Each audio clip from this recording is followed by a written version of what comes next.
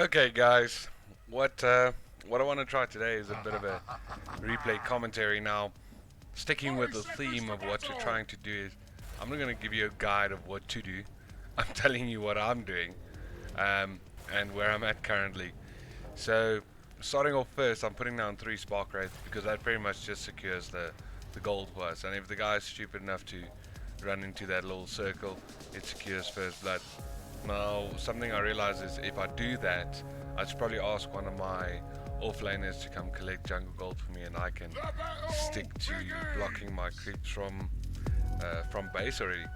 But that's something I didn't think of initially.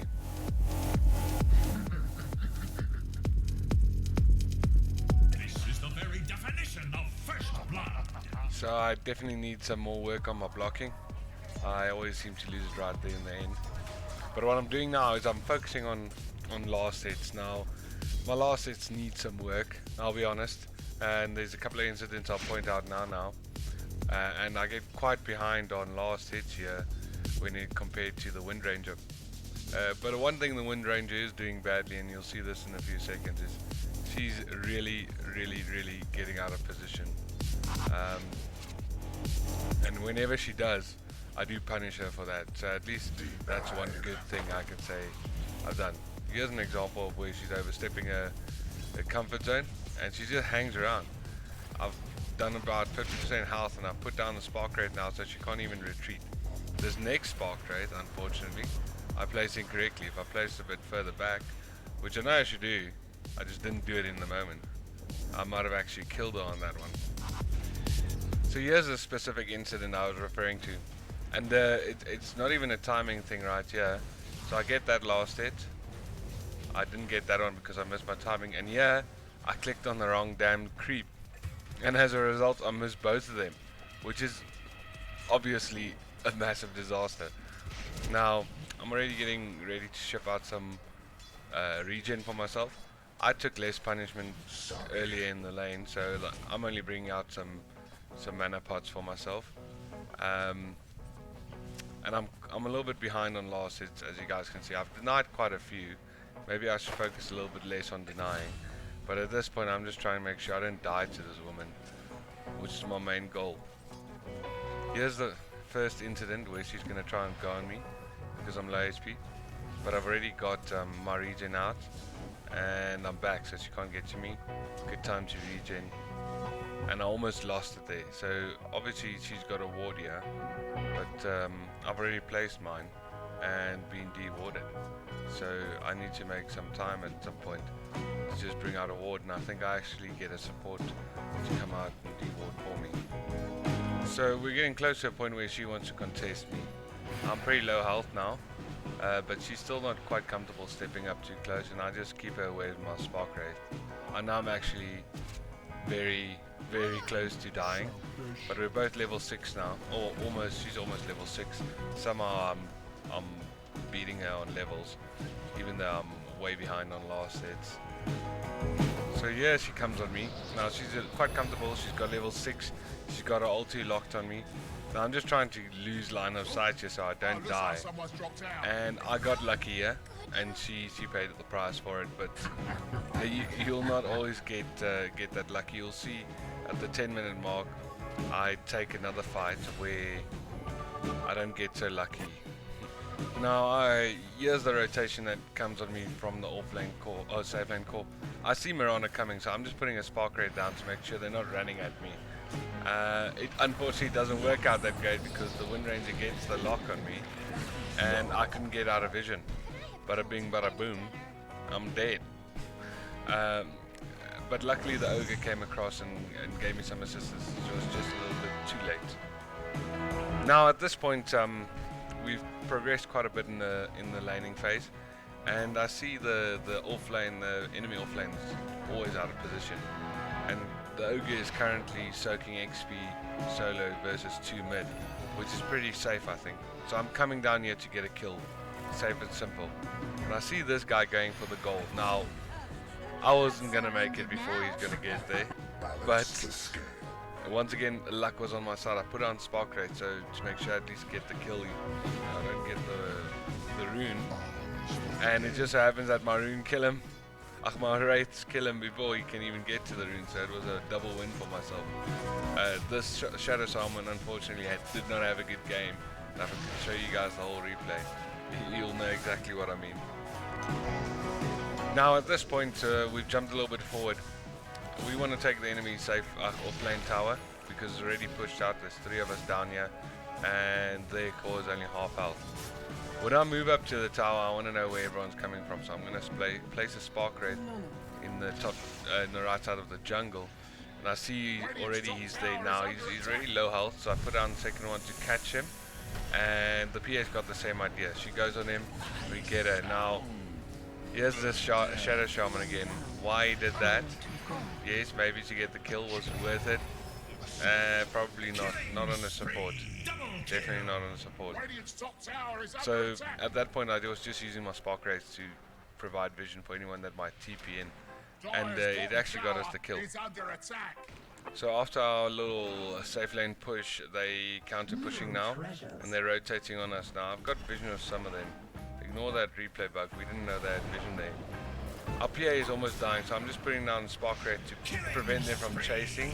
I placed it too far back, and unfortunately they got the PA. But now, there's still 3 of them down here, and the Lich drops a brilliant ulti. I'm just dropping Spark Wraith wherever I can to prevent them from escaping, essentially, because at this point, there's no point in me trying to retreat. I'm already such low health that if I try and retreat, I'll just probably die. So I man up, and luckily I make it out, and we score another 3 kills because we all just casting our spells, which is very much the maximum expectation at this level. I think is remember to cast your spells when they're off cooldown. So what I've done the whole game so far is just run back and forth between creeps, make sure I'm killing things at all times, and then I would send out my Tempest double up in the lane to push the lane, both to push the lane and to farm gold. And it's just a little bit safer to do it with your Tempest double. The only disadvantage you have about that is your Tempest double does not provide you with experience. So if there's really nothing else you can do at that point in time, it might be a good idea to still push with your Tempest double, but just hang back a little bit, so you can still soak XP but not die unnecessarily.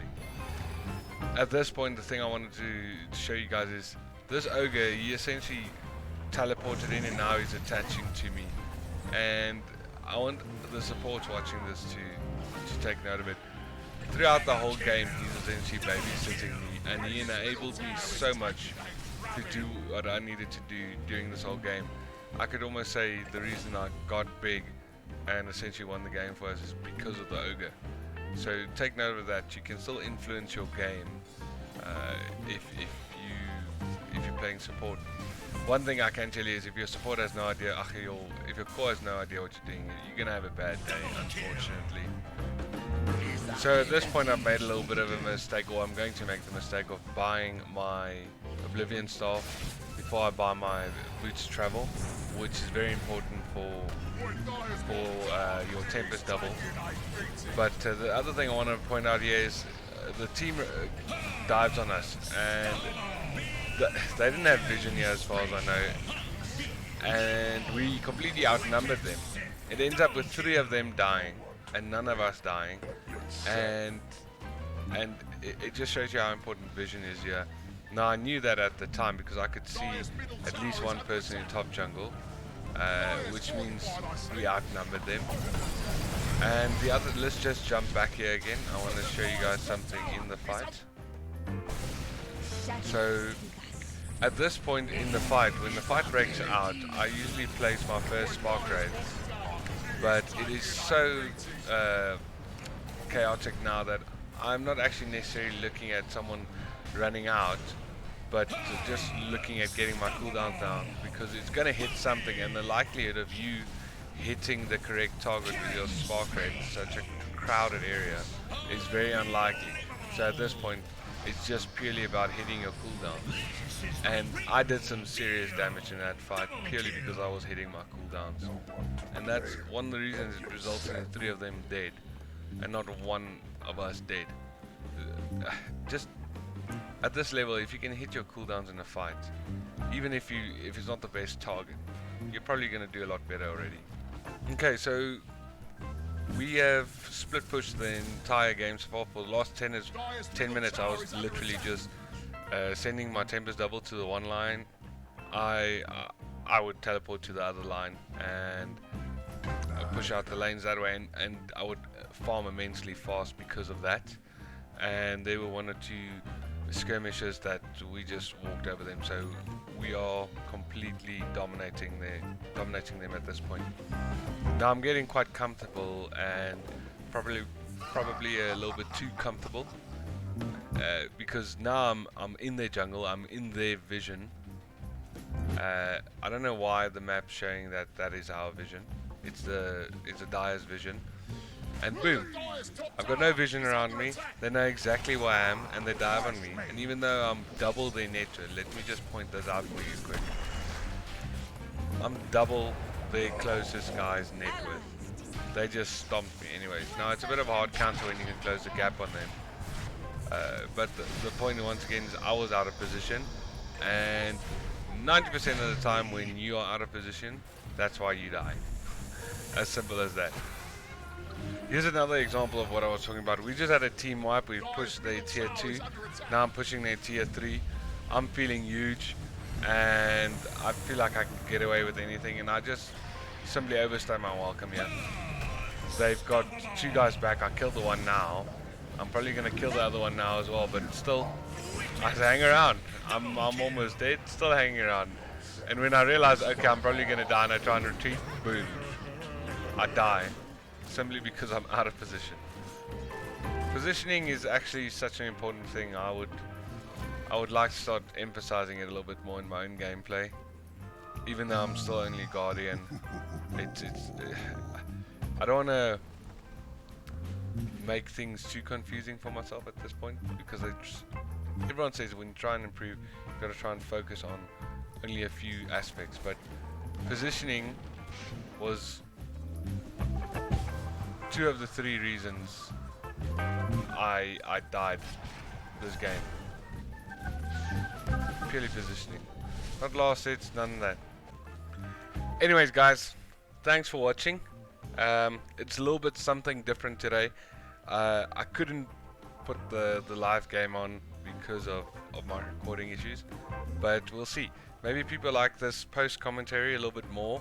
It's a little bit shorter for those who don't want to watch full games. And keep an eye out. I'm not far away from posting my latest progress video. The progress video so far has been the format I've had the most response to, so I'm hoping to just get a little bit higher this time. Anyways guys, thanks for watching. See you soon.